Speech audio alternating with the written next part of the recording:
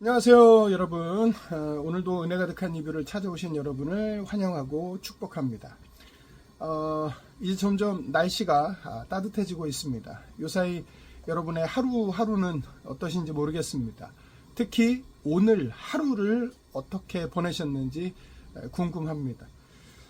본론으로 들어가기 전에 요즘 우리 삶에 깊숙이 들어와 있는 한 가지 현상에 대해서 이야기를 해보고 싶습니다. 혹시 이런 말을 들어보셨는지 모르겠어요. 숏폼 중독, 그리고 무한 스크롤이라는 말입니다. 인스타그램이나 유튜브를 켜면 내가 검색하지 않아도 알고리즘이 내 취향을 그야말로 귀신같이 알고 끊임없이 영상을 추천해 줍니다. 정신을 차려보면 어느새 30분, 1시간은 금세 지나가 있습니다. 그런데 이 알고리즘이 우리 스마트폰에만 있는 게 아니라는 사실 알고 계셨나요? 사실 우리 뇌 안에도 일종의 생각 알고리즘이 있습니다. 어떤 상황을 마주했을 때 나도 모르게 걱정부터 하게 되거나 누군가의 말 한마디에 즉각적으로 분노의 패턴이 작동하는 것, 이것이 바로 우리 뇌가 그동안 학습해온 부정적인 알고리즘입니다.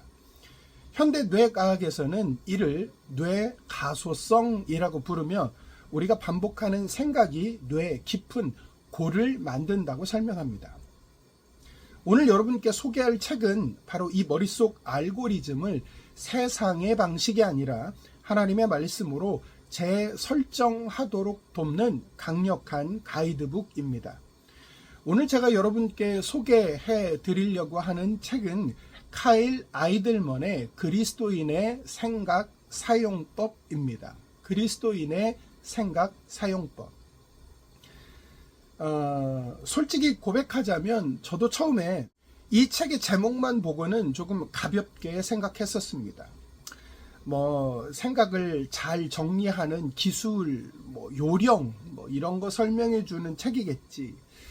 시중에 흔하게 접할 수 있는 자기계발서와 같은 내용의 성경 구절을 좀 적당히 이렇게 붙여서 나오는 책이겠지, 이 정도 수준으로 생각했었습니다.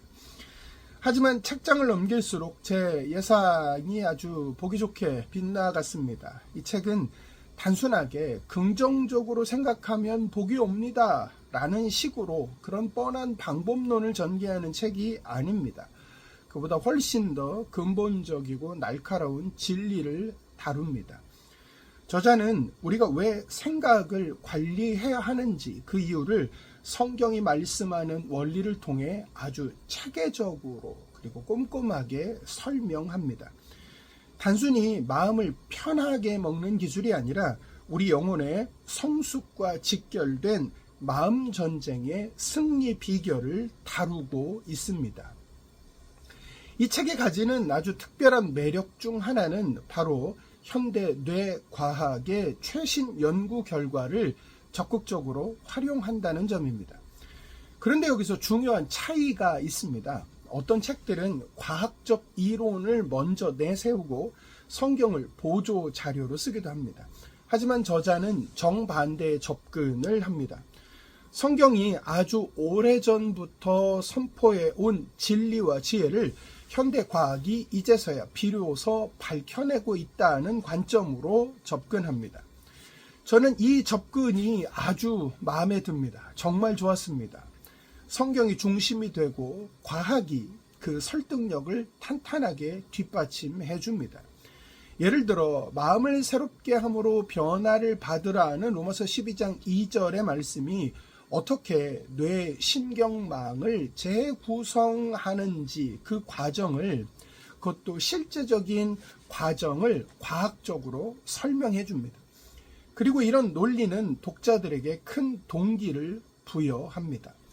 내가 생각을 관리하는 것이 단순히 추상적이고 막연한 경건 훈련이 아니라 내 뇌 기능을 건강하게 회복시키고 삶의 방향을 실질적으로 바꾸는 기능적인 행동임을 깨닫게 해주기 때문입니다.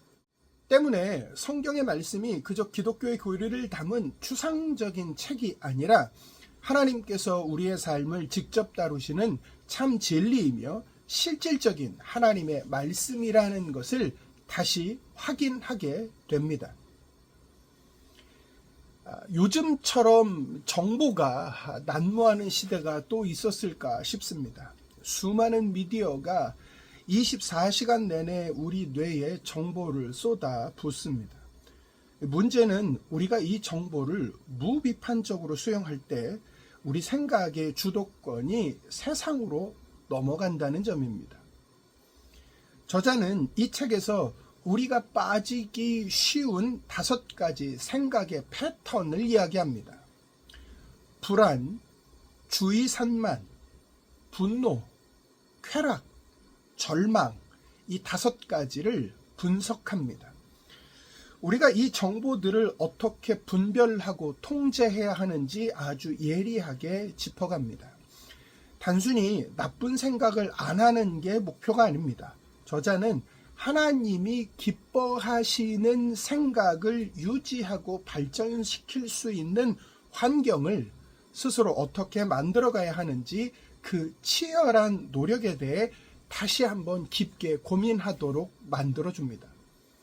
절대 도덕과 진리가 무의미해진 포스트 모던 시대에 교회가 그리고 성도가 왜 다시 생각의 기준을 선명하게 세워야 하는지를 저자는 이 책을 통해서 강력하게 호소합니다. 많은 분들이 생각 관리가 중요하다는 건 알겠는데 내일부터 뭘 해야 하죠? 라고 묻습니다. 저자는 이에 대해 아주 구체적이고 실천적인 대안을 제시합니다. 저자가 제시하는 대안은 생각일기입니다. 생각일기. 이 생각일기는 저자가 직접 실천하면서 검증한 방법입니다.